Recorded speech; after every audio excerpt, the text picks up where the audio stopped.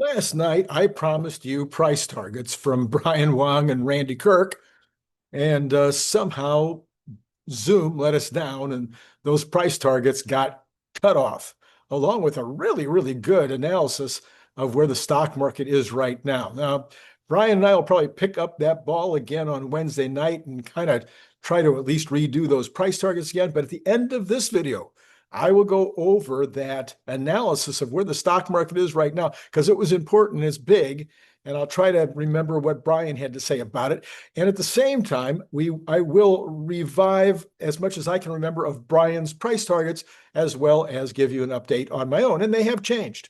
They have changed. We've pushed them back a little bit. All right. So I'll give you all of that at the end of this show. All right, let's go ahead. First of all, Gary Black, he says, listen, the hostility, oh no, not the hostility, Gary, the hostility from Tesla bulls directed at me today is deja vu from what happened the last time I exited Tesla stock back in February of 2021 after a huge run up from 2019. Back then, my argument was that it was unrealistic to assume legacy competitors couldn't match Tesla's abilities to produce affordable, high quality EVs that leveraged their existing brand equities. My strong view was that Tesla could not possibly get to Elon's goal of 20 million deliveries by 2030, a projection I found absurd, since it implied Tesla would become the world's largest automobile manufacturer in 9 years with a staggering 25% overall market share. With the benefit of hindsight, it's clear to everyone now that Elon was overly optimistic in forecasting 2030 deliveries of 20 million per year. But at the time, Tesla bulls were incensed that I publicly disagreed with Elon's projections. I had a fraction of the 525,000 followers that I have today, but I had the analytical chops to back up my conservative forecast. Okay, Gary, this is maybe you think you're being fully transparent in this analysis, but if you do, I think you're just being intellectually dishonest then, or you're not willing to accept the reality of what you're saying here. The analysis that Elon Musk was making when he said he would get to 20 million by 2030 was based on the idea that the electric revolution, the BEV revolution, was going to be key. Well, things change. You know, presidents change, countries change, people get older, people get younger, economies change, lots of things change. And this time there was a major, major change, and you're going to actually speak to that, I think, in a minute in your article. But the big thing that changed was Elon recognized that it wasn't going to be a fight to the death between electric vehicles and ICE vehicles, which is what he had planned when he said 20 million vehicles.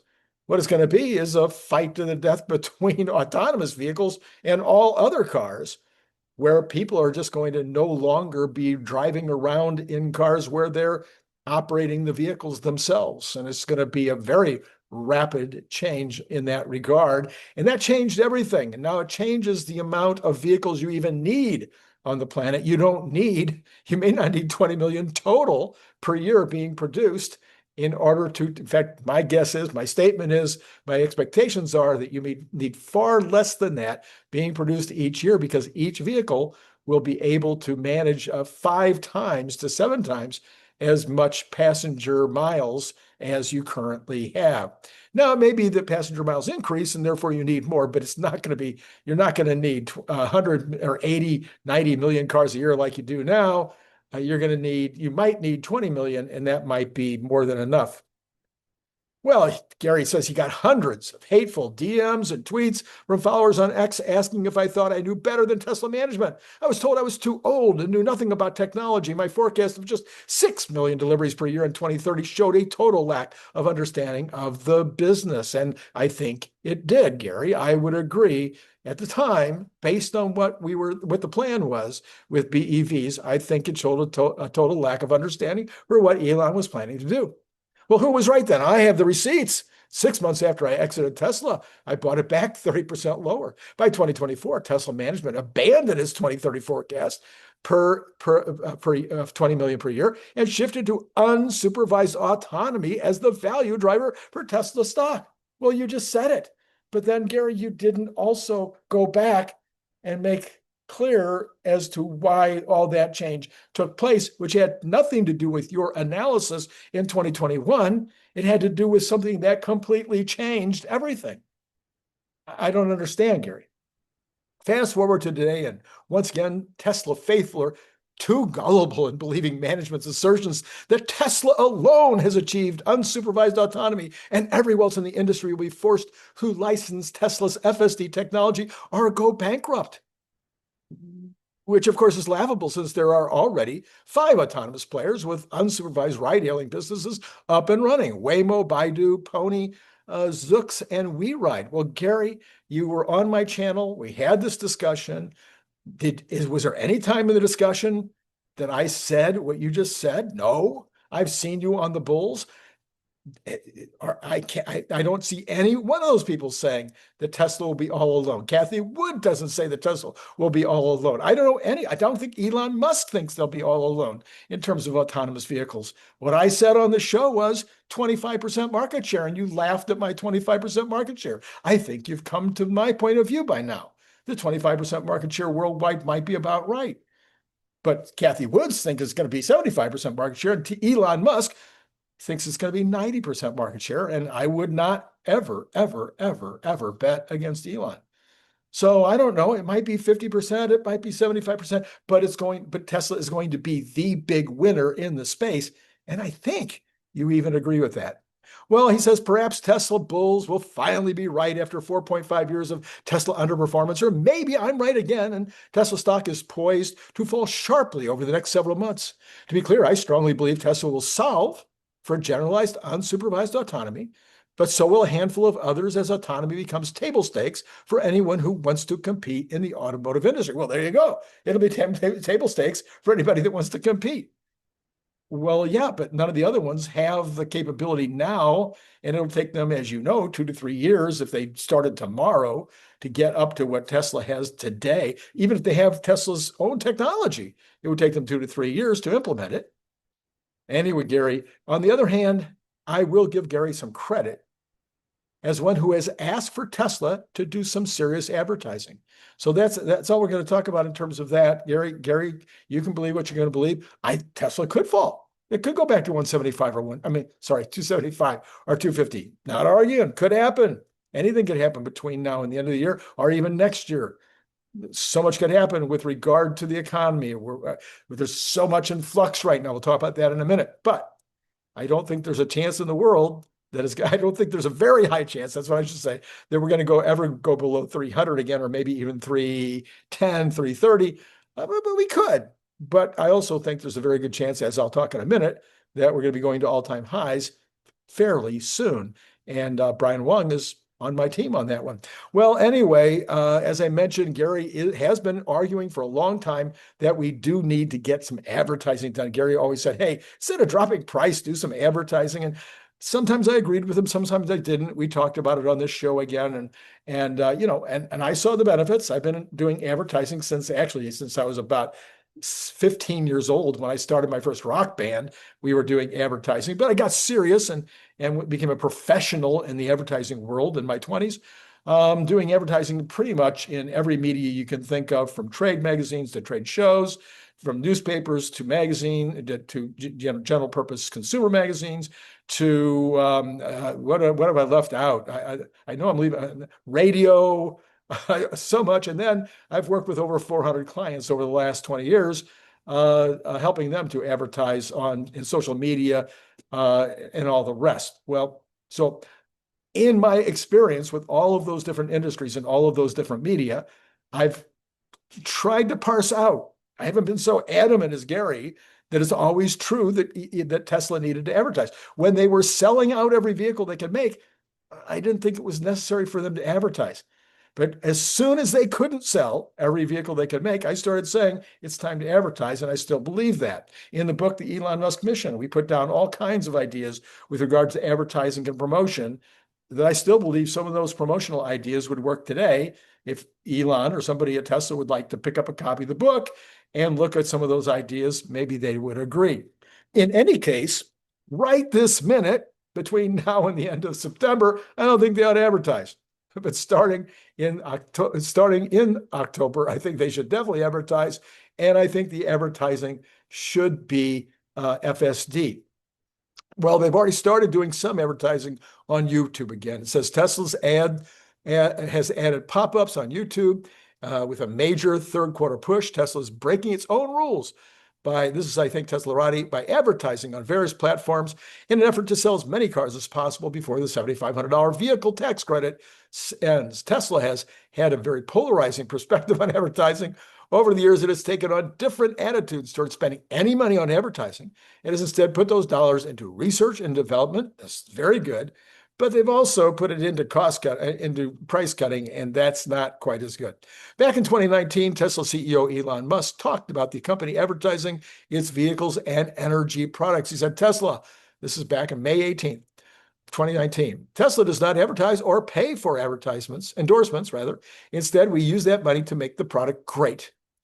Teslarati says this in a post on May 16th, 2019. It's time for Tesla to advertise, and Autopilot should be first on the list of things that they advertise.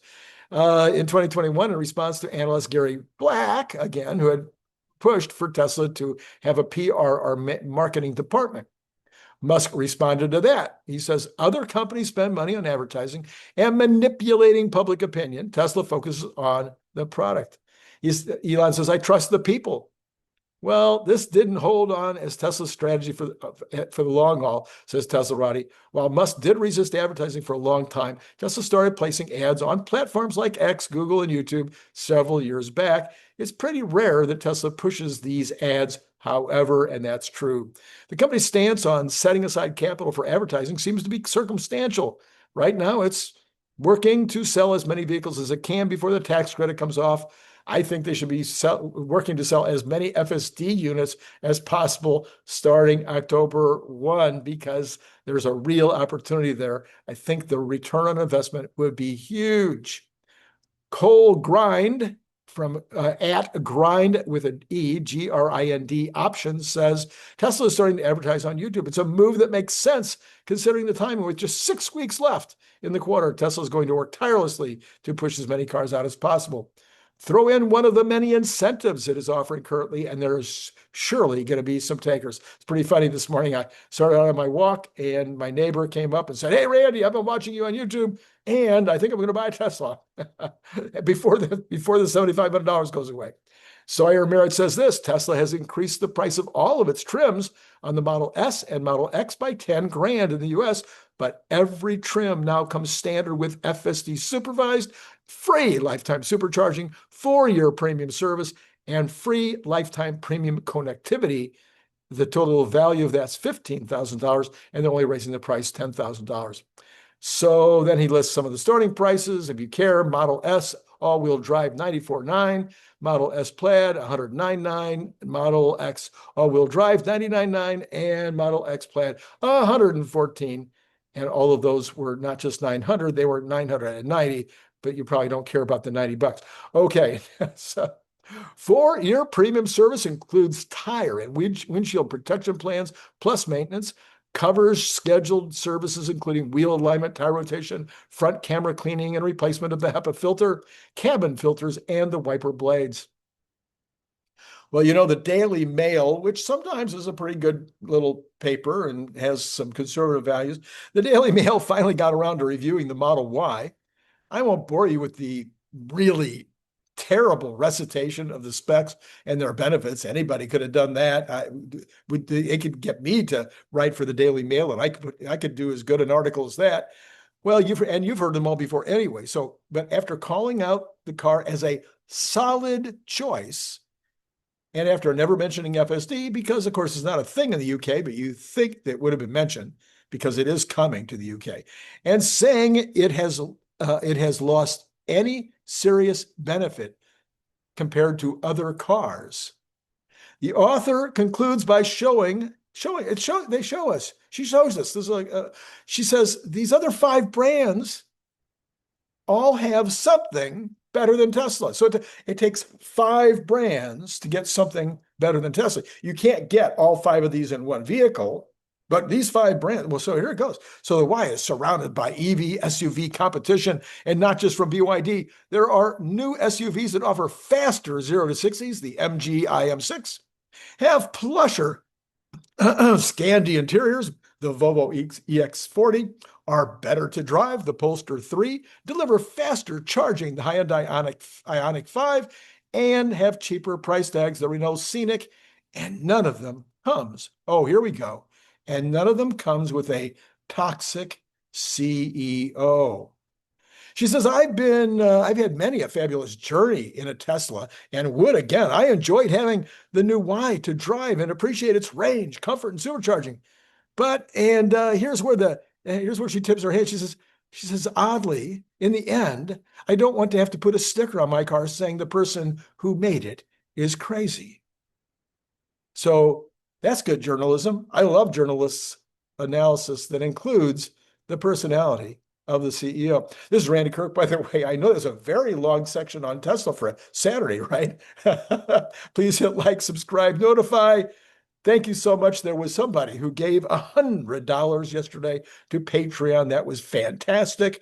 I know there are many of you out there for whom a $100 bill would be like, it's like just tossing money in. I mean, just it's no big deal. It's like for somebody else, it'd be like $1. But I'm not looking for everybody to send me $100. I'm looking for some people to send me $3 a month and some to send $5. Investors Business Daily has this. The big news may be Fed Chairman Powell's annual Jackson Hole speech Friday morning.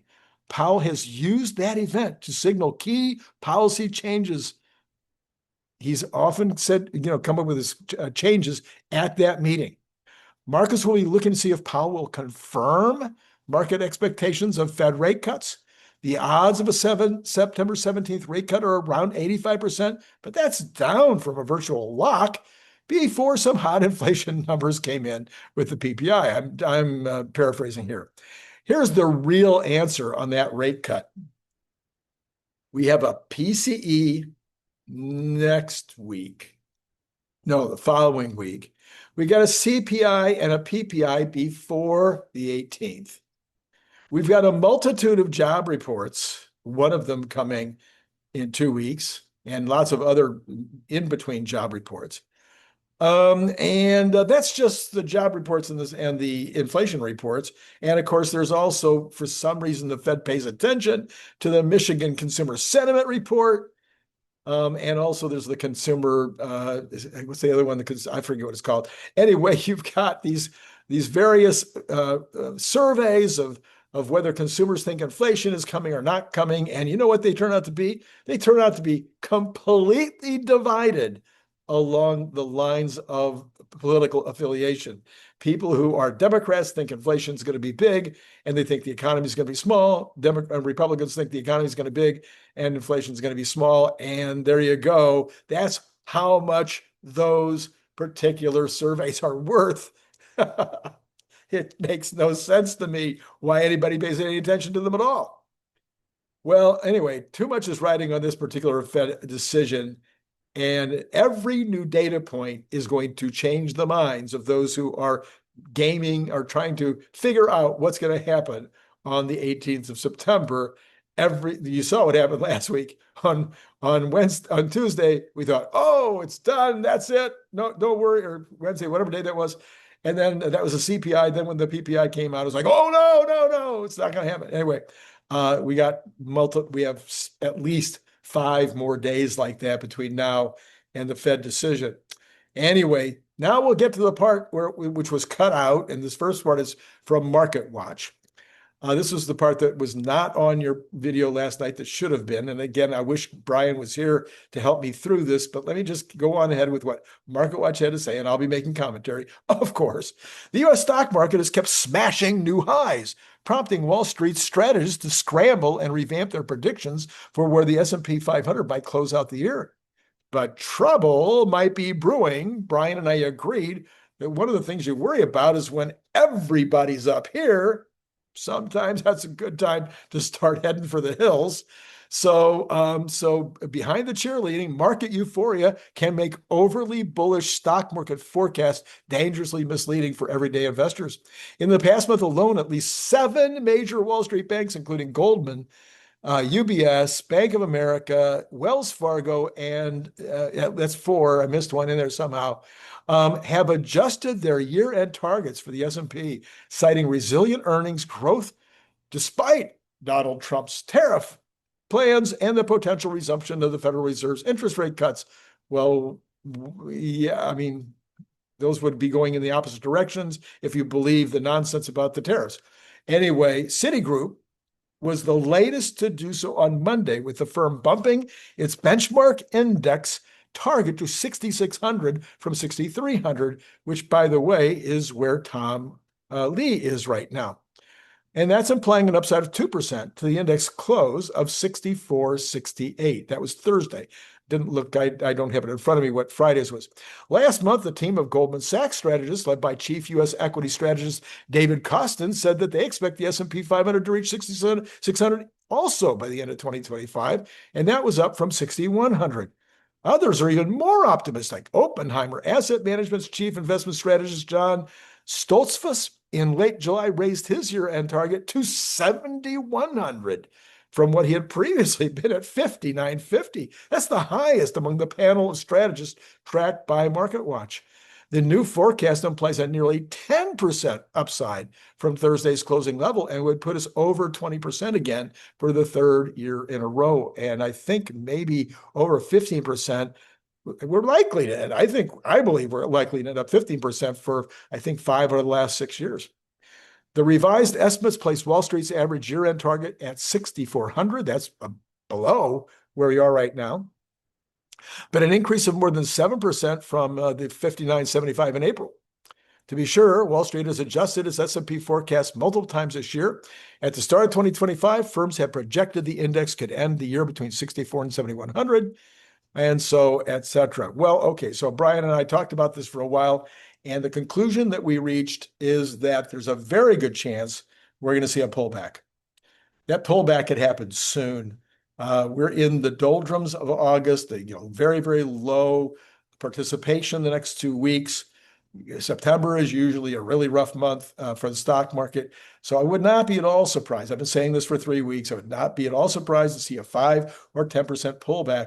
And I was saying that before, and the market's moved up since then. So a 5 or 10% pullback wouldn't be shocking at all at this point.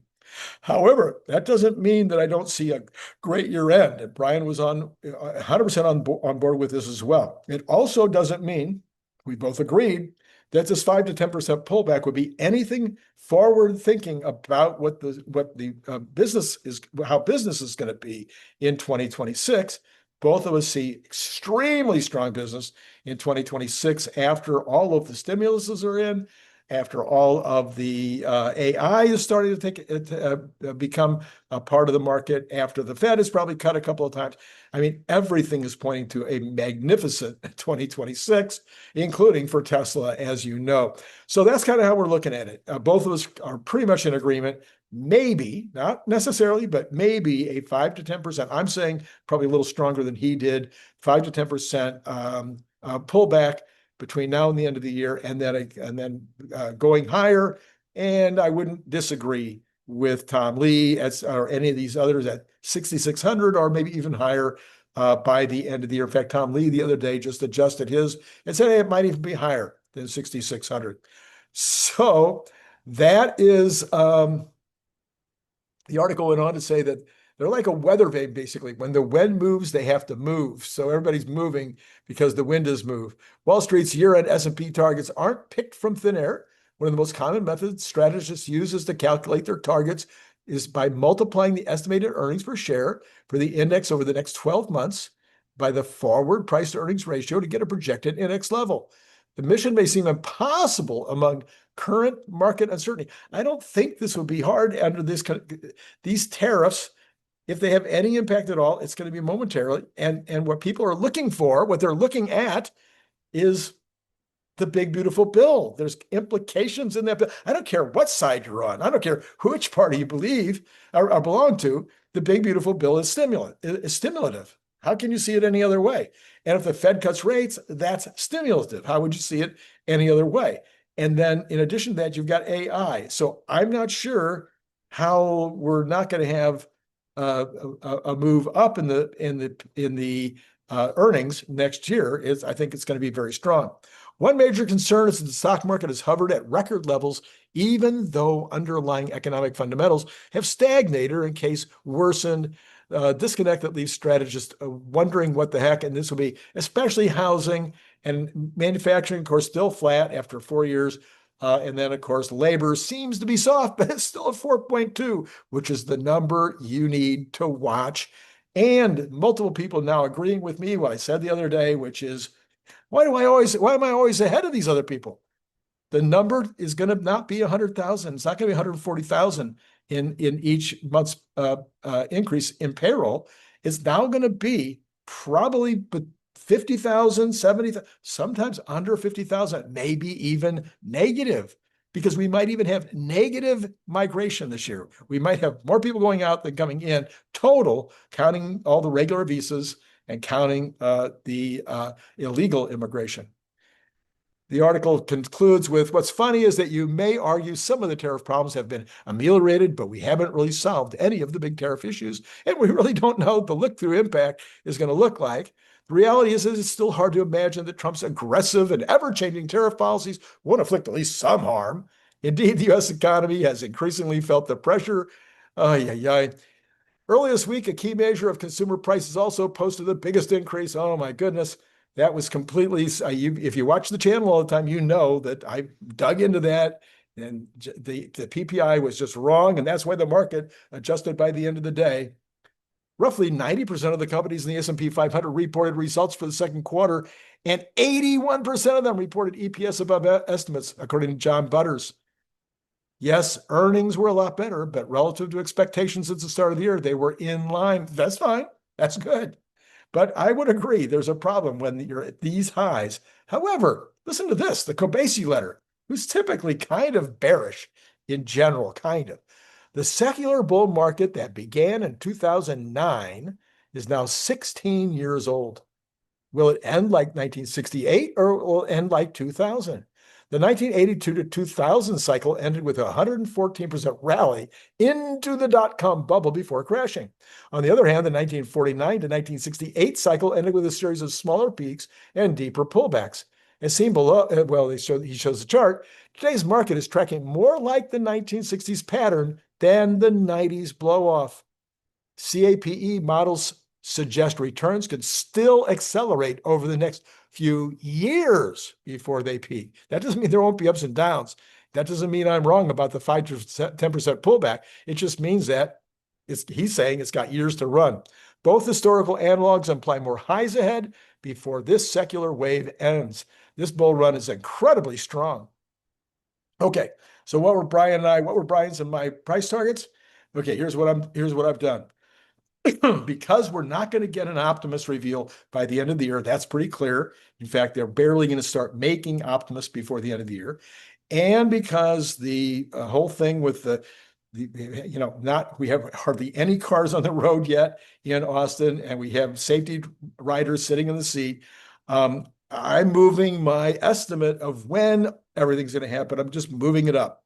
So I'm saying that we're going to be looking at an all-time high by the end of the year, probably well before the end of the year, and probably well above the all-time high, especially if we get to unsupervised driving.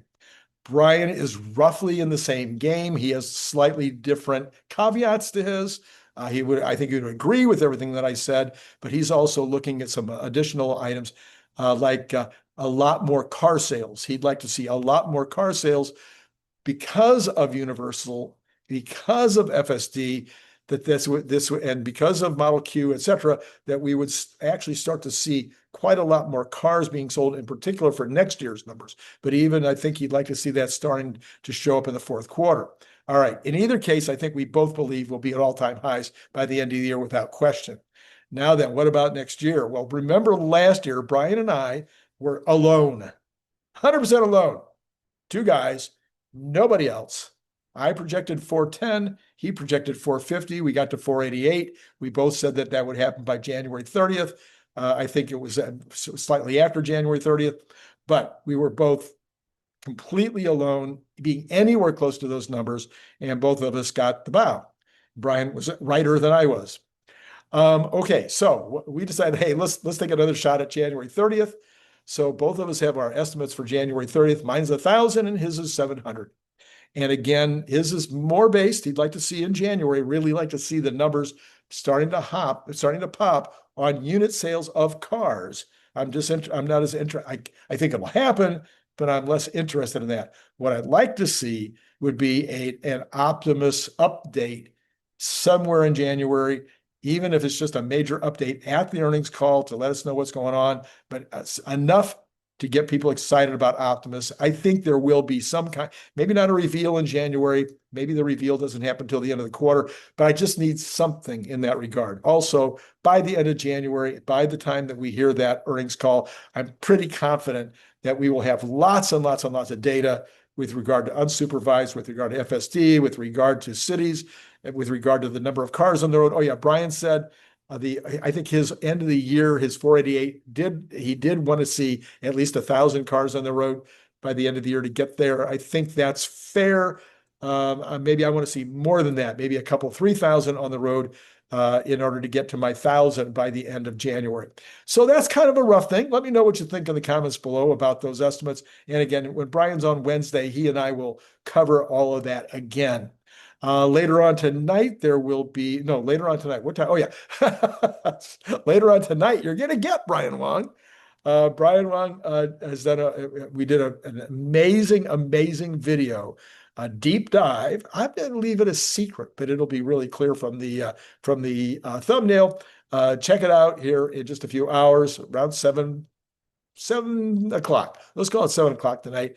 We'll put that one up at 7. I've got all kinds of plans for the morning, really cool stuff. So all weekend, it's just going to be more and more and more good stuff that's going to hopefully be slightly entertaining. Maybe it's worth $3 to you. It's Randy Kirk. It's been great talking to you.